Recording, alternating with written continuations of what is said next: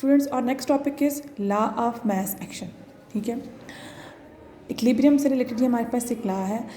1864 में दो साइंटिस्ट थे हमारे पास, नॉर्वेन के केमिस्ट थे, सॉरी, उन केमिस्ट ने, गुलबर्ग एंड पीटर वे, ये दो केमिस्ट थे, इन लोगों ने ये लॉ प्रपोज किया था। अब ये जो लॉ है ये हमारे पास क्या, ये लॉ रिलेशन बिटवीन प्रोवाइड करता है, relation between concentration of reactants and products at chemical equilibrium, कि एक रिएक्शन की जो रिएक्टेंट्स और प्रोडक्ट की कंसंट्रेशन है उनका जो रिलेशन है केमिकल इक्विलिब्रियम के साथ, उस स्टेज पे उसको ये एक्सप्लेन कर रहा है। ठीक है, अब इस लॉ को स्टार्ट करने से पहले हमें एक टर्म का पता होना चाहिए, एक्टिव मास। ठीक है, एक्टिव मास हमारे पास क्या है? Active mass is concentration of reactants and products in mole per decimetre cube for dilute solution. ठीक है, कि हमारे पास जो रिएक्टिंग सब्सटेंसेस होंगे किसी केमिकल रिएक्शन के अंदर, दो चीज़ें ना, एक रिएक्टेंट्स हैं और एक प्रोडक्ट्स हैं। वो जो रिएक्टेंट्स एंड प्रोडक्ट्स हैं उनकी जो कंसंट्रेशन होगी, कंसंट्रेशन मीन ये कितने मोल्स हमारे पास वो रिएक्शन के अंदर यूज़ हो रहे हैं, कितने मोल्स रिएक्टेंट्स के रिएक्ट करके कितने मोल्स प्रोडक्ट प्रोड्यूस कर रहे हैं एक डाइल्यूट सोल्यूशन के अंदर पर वॉल्यूम पर डेसीमीटर क्यूब, उसको हम उसकी क्या कह देंगे, कंसंट्रेशन एक्टिव मास कह देंगे। ठीक है, कैसे इस एक्टिव मास को हम रिप्रेजेंट कैसे करते हैं, स्क्वायर ब्रैकेट्स के साथ। ठीक है, तो लॉ पे जाने से पहले हमें एक टर्म का पता होना चाहिए कि एक्टिव मास क्या है। ये रिएक्टेंट्स और प्रोडक्ट की कंसंट्रेशन है, और concentration in terms of mole per decimetre cube for dilute solution and represented by square brackets. Okay, now statement of law हमारे पास क्या है कि this law states that rate और speed of chemical reaction, rate of reaction क्या होता है कि किस स्पीड के साथ केमिकल रिएक्शन प्रोसीड कर रहा है, तो रेट और speed of chemical reaction is directly proportional to the products of molar concentration, that is active mass of reacting substances। कि क्या कह रहा है लॉ, जो रिएक्टेंट है उस जो रिएक्शन है, रिएक्शन का रेट किस पे डिपेंड कर रहा है, reaction rate of reaction is directly proportional to product of molar concentration, product means multiplication product of molar concentration of reacting substances, कि जो सब्सटेंस आपस में रिएक्ट कर रहे हैं उनकी जो कंसंट्रेशन है, उस कंसंट्रेशन का जो प्रोडक्ट है उस पर डिपेंड कर रहा है रेट ऑफ रिएक्शन।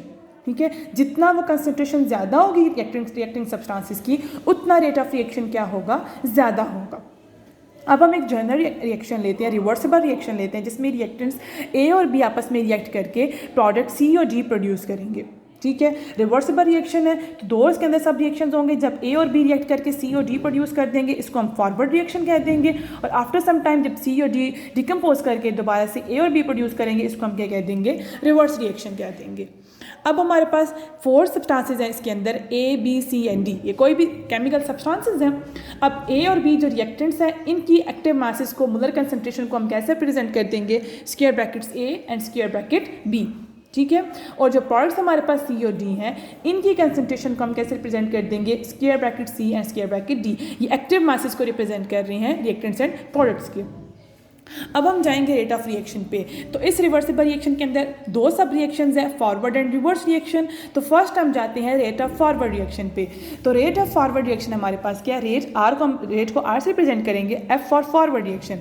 तो rate of forward reaction is directly proportional to product of, ये मल्टीप्लिकेशन प्रोडक्ट, ठीक है, product of concentration, square brackets represents the concentration of reacting substances. अब हमने देखना है कि फॉरवर्ड रिएक्शन के अंदर रिएक्टिंग सब्सटेंसेस क्या हैं। तो अगर हम रिएक्शन के अंदर देखें, फॉरवर्ड रिएक्शन किसकी वजह से प्रोसीड कर रहा है, ए और बी, रिएक्टेंट्स ए और बी आपस में रिएक्ट करेंगे तो प्रोडक्ट सी और डी बनेगा, तब फॉरवर्ड रिएक्शन में प्रोसीड करेगा रिएक्शन। तो फॉरवर्ड रिएक्शन किसकी वजह से हो रहा है, ए और बी की वजह से। तो रिएक्टिंग सब्सटेंसेस हमारे पास फिर क्या होंगे, ए और बी होंगे।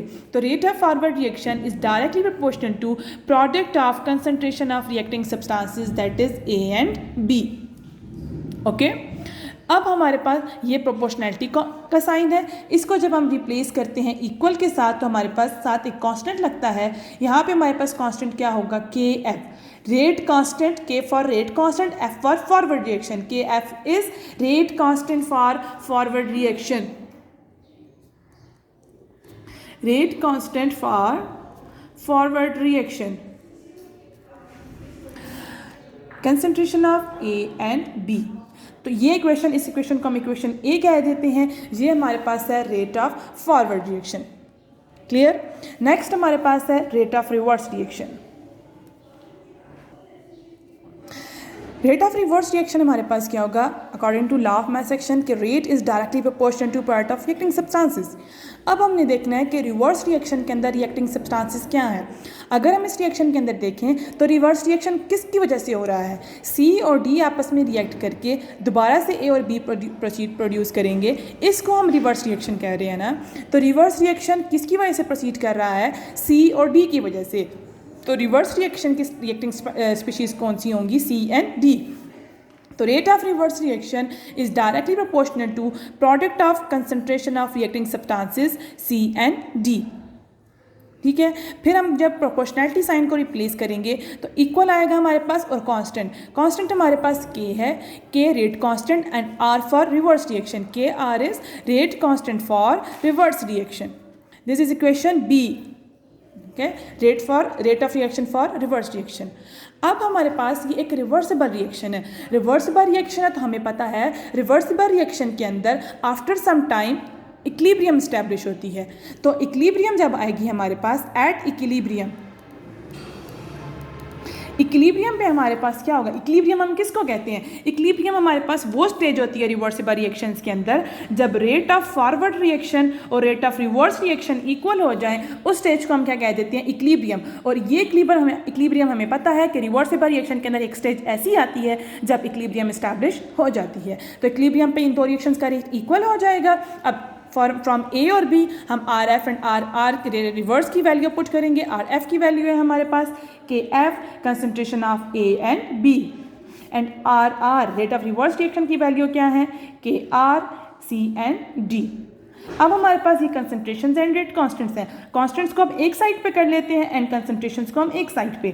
के एफ एज इट इज आ जाएगा हमारे पास, के आर यहाँ पे मल्टीप्लाई हो रहा है, यहाँ पे आके डिवाइड हो जाएगा। Concentration of C and D as it is, A and B multiply हो रहे हैं, यहाँ पे आके हमारे पास डिवाइड हो जाएंगे। अब हमारे पास ये के एफ एंड के आर क्या है, ये ratio between rate constant for forward reaction and rate constant for reverse reaction. ये दोनों हमारे पास क्या है, रेट कांस्टेंट्स हैं। इन दो कांस्टेंट्स को हम एक और कांस्टेंट से रिप्लेस कर देंगे जिसको क्या कहा जाता है, के सी। के सी is equilibrium constant. K C हमारे पास इक्विलिब्रियम कांस्टेंट है फॉर रिवर्सिबल रिएक्शन।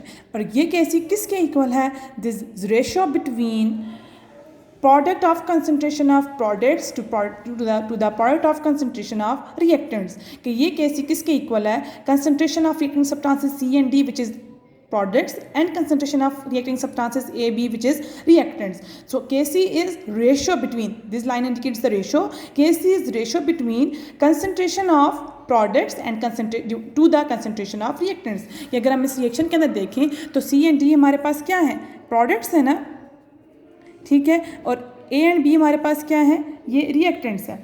तो हमारे पास तो Kc हमारे पास क्या है, is ratio between concentration of products to concentration of reactants. ठीक है, ये हमारा था लॉ ऑफ मास एक्शन। ठीक है।